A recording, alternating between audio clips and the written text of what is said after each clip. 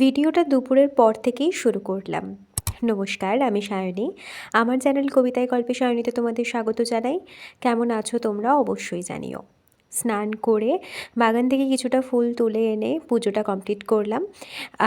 এবার লাঞ্চ করতে বসবো। লাঞ্চে আজকে সবজি ডাল ছিল, যেটা আমাদের সবার খুব প্রিয়, আর তার সাথে ভাজাভুজি এগুলো তো ছিলই।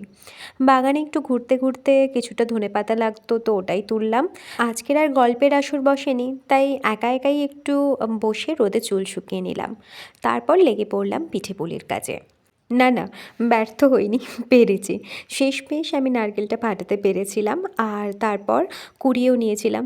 ফার্স্ট টাইম করাচ্ছিলাম, তো একটু ওই আর কি এলোমেলো হচ্ছিল, কিন্তু পেরেছি। শেষ পর্যন্ত ভালো মতোই পেরেছি।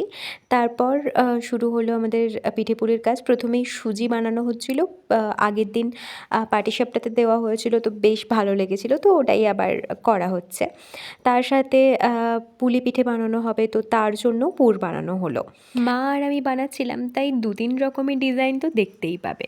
তারপরে এই যে পিঠে পুলি হয়েছে, আর তার সাথে রাতে ওই মুড়ি খাওয়ার জন্য একটু আলু ভাজাও হয়েছে। আর এদিকে এই পাত্রের মধ্যে রাখা হয়েছে সমস্ত সুজি দেওয়া পিঠেগুলো, মানে সুজির পুর দেওয়া পিঠেগুলো। পুলি পিঠেও রয়েছে, তার সাথে রয়েছে পাটিসাপটা। তো এই ছিল মকরের পিঠে পুলির পর্ব। আজকের মতো আসি, আর তার সাথে আমি প্র্যাকটিসে বসি। এলাম।